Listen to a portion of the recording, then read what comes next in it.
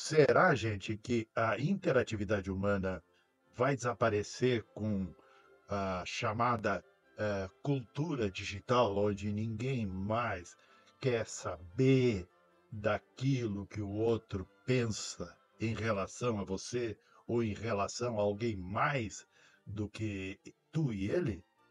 Isso é comunicação humana, isso são as relações humanas. Será que isso vai desaparecer? Vamos trabalhar como resgatar a relação humana enquanto fundamento da própria existência humana em tempos de uma excessiva automatização dos processos de interação entre as pessoas. A gente vai ver princípios e práticas de como a mente humana funciona e de como ela não é um computador.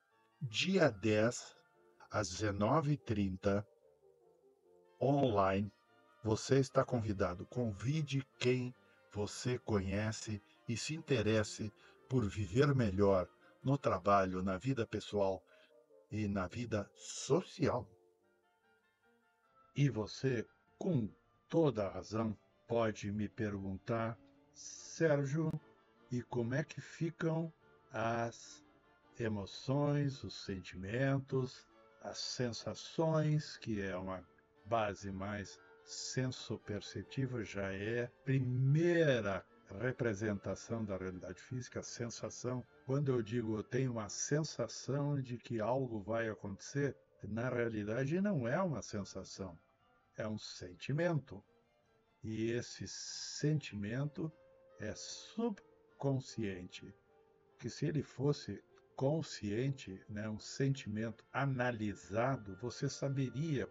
Então, nossas intuições, baseadas menos em emoções mecanicamente, automaticamente dispostas, biopsicologicamente determinadas, e sim, isso a gente pode pensar, é possível se discutir isso que eu estou dizendo, é fruto da nossa expertise, do nosso feeling, como se diz em inglês, que é o próprio termo de intuição.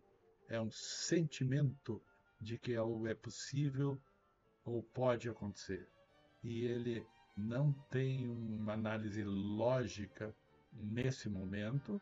Isso a gente viu entre as diferenças de funcionamento hemisfério direito e hemisfério esquerdo, que o hemisfério direito é mais intuitivo, o esquerdo é mais lógico, e esse sentimento ele é extremamente sofisticado nesse caso, do lado direito. Até a gente pode pegar essa figura que está à minha direita e fazer uma espécie de analogia com o trânsito que existe entre os dois hemisférios, hemisfério esquerdo e direito. Digamos que que esse trânsito de informação entre intenção, emoção e comportamento seja visto entre dois cérebros divididos, porém unidos por estruturas neurais, que é o corpo caloso, por exemplo, e tem outras estruturas além dele, e que no lado direito, que está à sua esquerda, à minha direita, mas à sua esquerda, tem uma intenção, uma emoção, um comportamento mais intuitivo, enquanto que no lado esquerdo, vocês imaginam o hemisfério esquerdo processando, operando de uma maneira mais lenta, isso a gente já vai ver, ou já viu em outros vídeos, entre as diferenças interhemisféricas como modelo do funcionamento lento e rápido do sistema nervoso e da mente humana. Então, vocês podem também fazer essa diferença entre uma maneira de trânsito mais rápido entre intenção, emoção e comportamento e o outra mais lento, mais analítico, mais cheio de pontos de testagem, de retestagem, o que vai de uma esfera para outra, ou da esfera do meio para a terceira, e que se dirige ao outro lado. Quando uma pessoa está pensando sobre um problema, provavelmente esse esquema seja bastante útil. Quer dizer, por um lado, eu percebo isso de uma forma mais intuitiva, afetiva, emotiva, né? E, por outro lado, eu tenho uma percepção da mesma situação interna ou de relação interpessoal de uma forma mais analítico, racional, testada, né? E mais realista, que alguns diriam, mais crítica, inclusive, né? Com mais criticável, né? E com um comportamento mais ponderado, mais controlado, mais lento, mais meticuloso deste lado do que do outro lado. Essa é uma contribuição que a gente pode perceber nas narrativas das pessoas que a gente convive, trabalha e, inclusive, da própria narrativa de uma situação, problema que a gente está considerando. Você poderá perceber que, por um lado, você pensa, sente e age de uma maneira, e, por outro lado, você pensa, sente e age de uma outra maneira, e que o que você percebe como graus de liberdade entre ou de constrição dessa liberdade podem ser tratadas como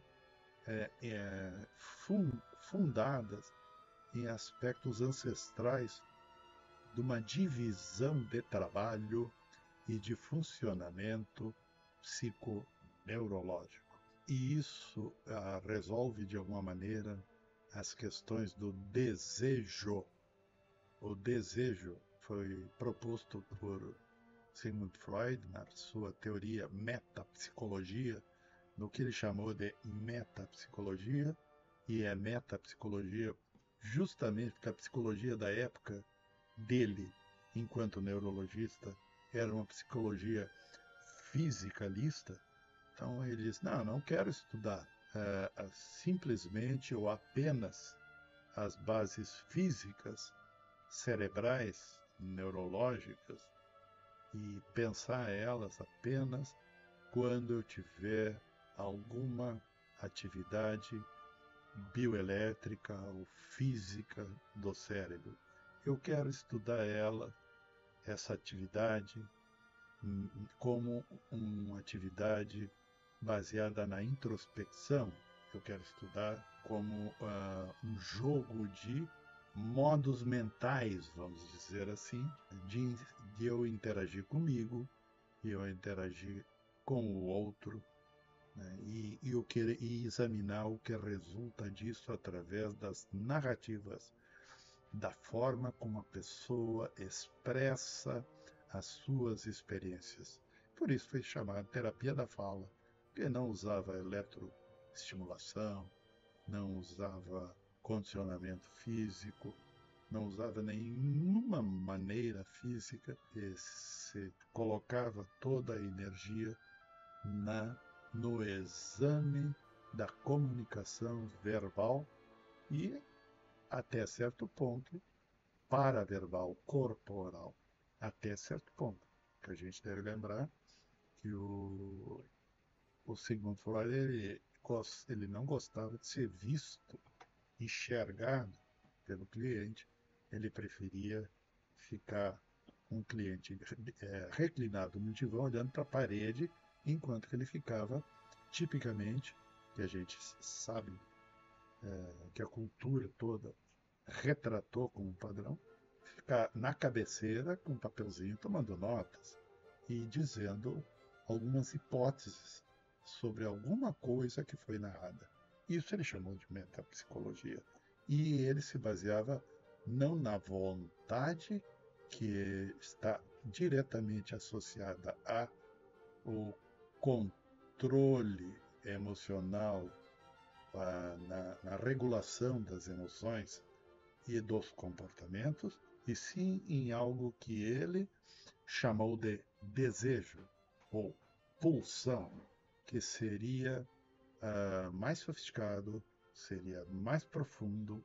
Aliás, um dos nomes que a metapsicologia dele também ganhou, é a de ser uma psicologia profunda, né, que as outras não seriam, porque se baseariam no estudo do comportamento físico ou no comportamento linguístico ele mesmo, enquanto coisa em si.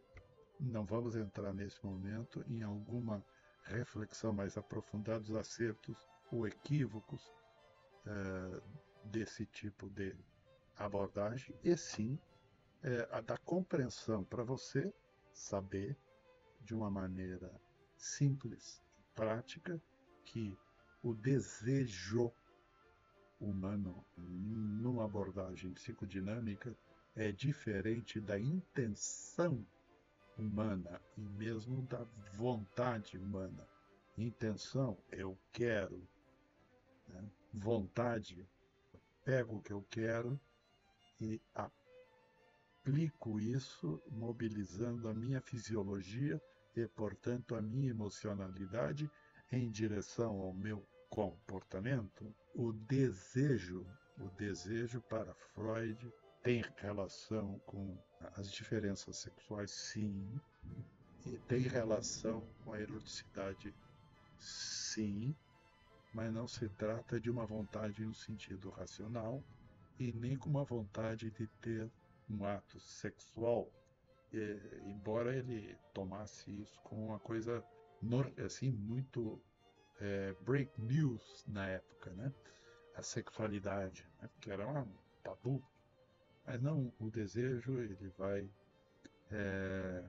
ser percebido como o desejo de existir, o desejo de viver, o que o Freud vai chamar de uma maneira ou de outra ao longo de seus escritos de eros, o desejo de viver, e depois ele vai fazer freios e contrapesos na teoria dele e trabalhar com a ideia de thanatos, ou thanatos, que é o desejo de morrer, que é difícil de compreender, que na verdade não há ninguém quer não viver mesmo.